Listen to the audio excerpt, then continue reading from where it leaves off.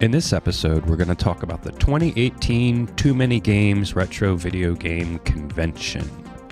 The convention was held at the Greater Philadelphia Expo Center at Oaks from June 22nd to June 24th. Online tickets were $35, with tickets at the door costing $40. I've been to the convention center for a few other shows, a gun show, a guitar show, and a CD/album show. But none of those conventions were anywhere near as busy or crowded as the TooManyGames convention. It was packed. I had to park really far away, and it was a pretty good walk from my car to the front door. Once I was into the convention center, it was just a mob of people. Walking around was difficult. Casually looking at anything was also difficult, as most of the booths had a lot of people looking around at things. I saw a few poor souls pushing a stroller around, and they were definitely having a difficult time navigating through the sea of people. So, instead of being called TooManyGames, it should have been called Too Many People. Am I right? Okay, bad jokes aside. I also found the air quality in the place to be really muggy and hot. I was only in there for a few minutes and I was already sweating.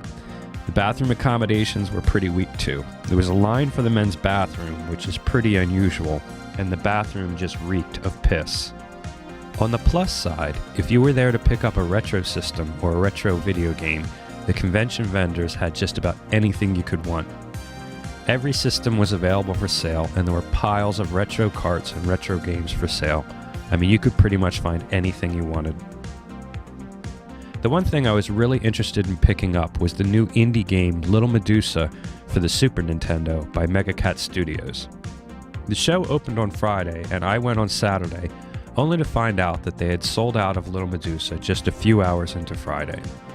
It's not available for sale online yet either, so for the moment, I'm shit out of luck for getting that game. The convention had some pretty notable guests, including Pat and Ian from the CU podcast and James Rolfe from the Angry Video Game Nerd. I was interested in seeing them speak on Sunday, but after seeing the crowds and the lines on Saturday, I didn't think there would be much of a chance of getting a seat without getting there and lining up pretty early. So I decided it wasn't worth the hassle. There were a ton of events on the schedule, from game tournaments to autograph signings to panels to contests. There was no shortage of things to do. There was a real social aspect of hanging out and doing things, but it was just too crowded for my liking, so I only walked around for about an hour and left. Now I should note here again that if you are a collector or looking to get a particular game, this was a fantastic venue for that.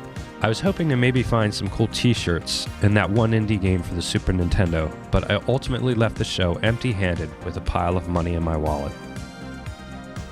It's also worth noting here that when I got into retro video gaming earlier this year, I bought a Super NT and started to collect games, which quickly became an expensive prospect. I also ran into several games where the battery went dead and my save games were lost.